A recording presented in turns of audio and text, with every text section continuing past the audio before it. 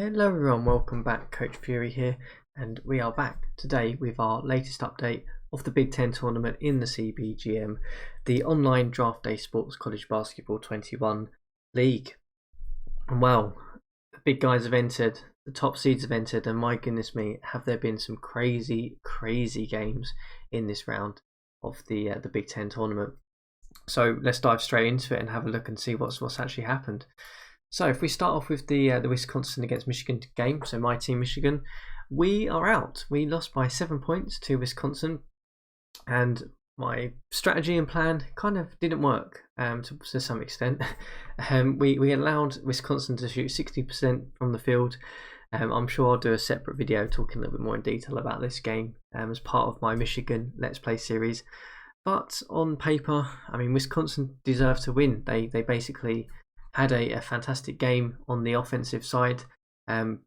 Basically drove the ball inside against us, won that battle, got 18 fast break points against us as well, which is disappointing to take. And Blaine Marsh certainly stepped up in this one, and basically got the job done for them, putting up 18 points, 4 rebounds and a block.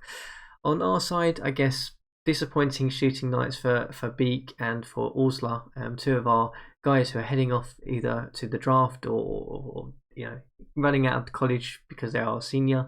So both of those guys are going to be going. It still means that we're going to be in the national tournament, I think, because we are a top seed. But disappointing in terms of the exit now. Basically, we didn't play any defense, to be perfectly honest with you. That was kind of the deciding factor in this one, and the simple fact that we allowed Wisconsin to get to the line 33 times to our 20 certainly was a big factor. But that's the way it goes. We are definitely up, bumped out, and Wisconsin are certainly in form going through into the next round of the Big Ten. So let's move on to the next game. So we had Michigan State against Iowa.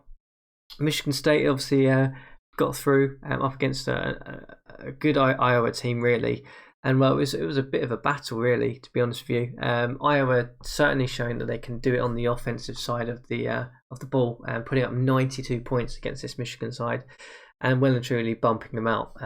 It's not a surprise that the main player of the game was Kelsey Holmes, the guy who looks like a really good player at college level, completely undersized at the pro level in my opinion. But when you put up 24, 10 and a steal in a game, for any team, you're going to have a chance of winning it. And he just gets the line so well. He's drawing fouls is 91, getting to the line so well, basically caused this Michigan team to have all kinds of matchup problems. As you can see, basically a lot of guys hitting foul trouble, like Humphrey, and he lasted 6 minutes and he fouled out, basically nearly fouled out. Granger as well, struggling. The center position basically became a struggle for Michigan State in this one, and was probably the deciding factor, to be perfectly honest with you. And from Iowa's side, that's awesome. It means that they've got to really utilize this guy for the national tournament, which they no doubt they will be in, and interesting how he does in that. On the Michigan State side, I guess disappointing shooting night for guys like Cooper and Lee. You kind of need a bit more performance out of them. And well, to be honest with you, it's difficult when you're up against a team that's got such a good centre in Holmes, and maybe Michigan have a little think about how they strategize against a similar team if they come up against them in the national tournament. But Iowa go through in this one. It was a tough matchup, two really good teams there, to be honest with you.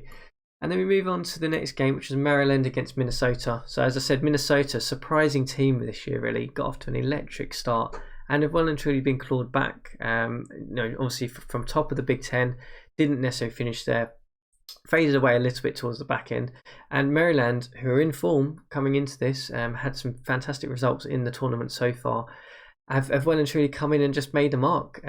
Basically, I know Mark Linney was down as player of the game, but in my opinion, Ashley Kickert was certainly a very, very good performer for them. 6 of 15, 6 of 14 from 3-point line, and grabbing 6 rebounds, 5 assists, 2 blocks and a steal. I mean, all round very, very good performance. I was surprised that he was not player of the game, and that Linney was, despite his 3 of 10 shooting.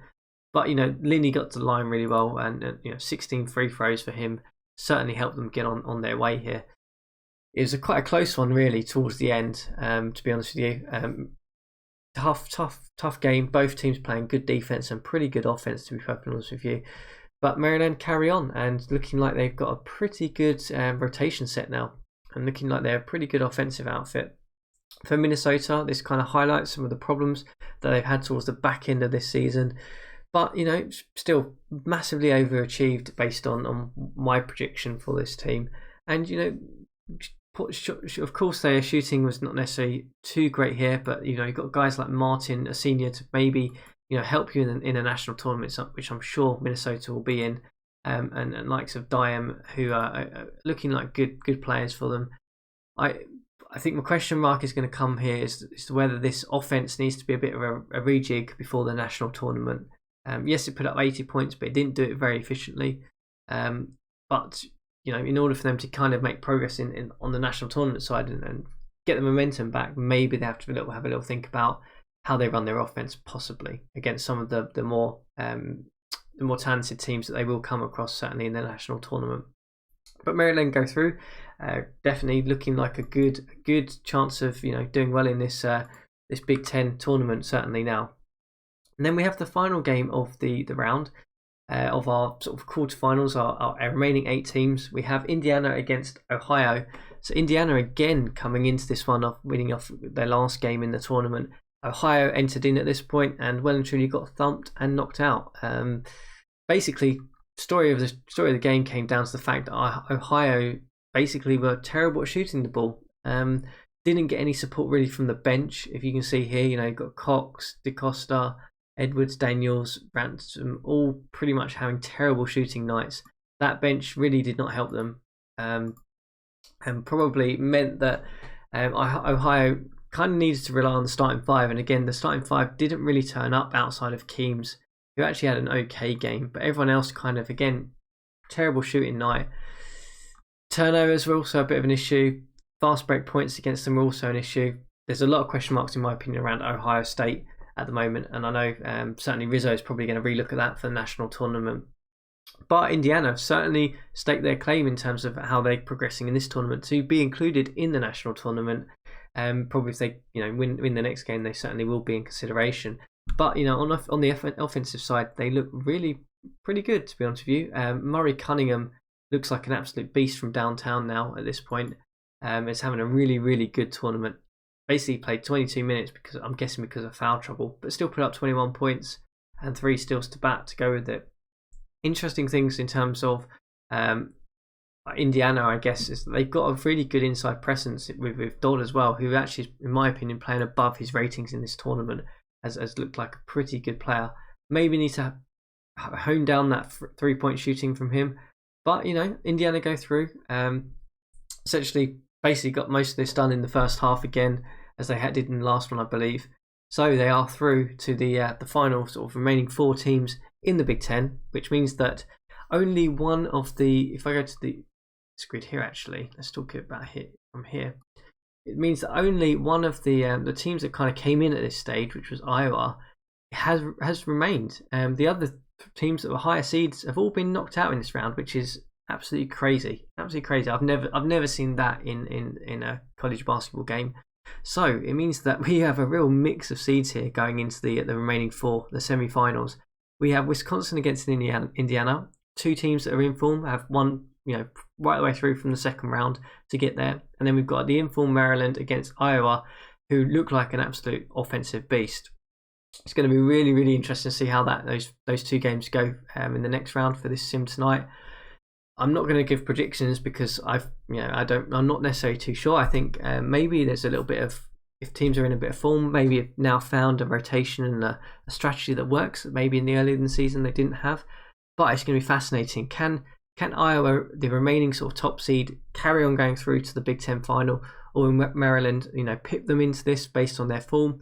And in the end of Wisconsin, I have absolutely no idea. On paper, Wisconsin's definitely the better team in terms of talent. But Indiana are looking very good. They basically tore apart an Ohio State team fairly comfortably, to be perfectly honest with you. So that's going to be a great matchup as well.